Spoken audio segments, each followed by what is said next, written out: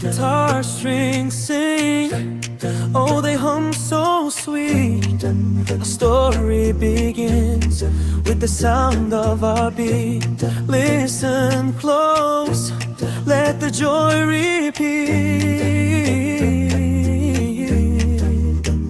Sen gülende dünya benim olur. Bir bakışınla ürək dolur. Gözü açıq, güneş parlaq.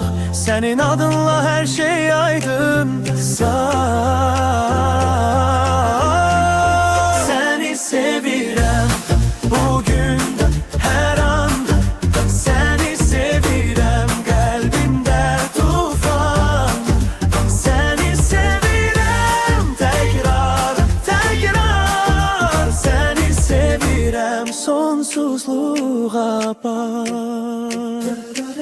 Sözler bəs etmir, yüreğim danışır. Sesin küləkdir, her şeyi yaradır. Sen bir çiçek, mən torpaq, can verirəm.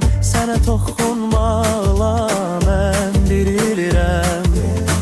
Dəniz dağlar kimi sərhədsiz, hislerim sana karşı əvəzsiz.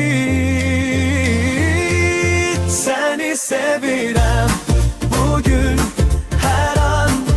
Seni sevirəm kalbimde tufan. Seni sevirəm tekrar, tekrar. Seni sevirəm sonsuzluğa apar.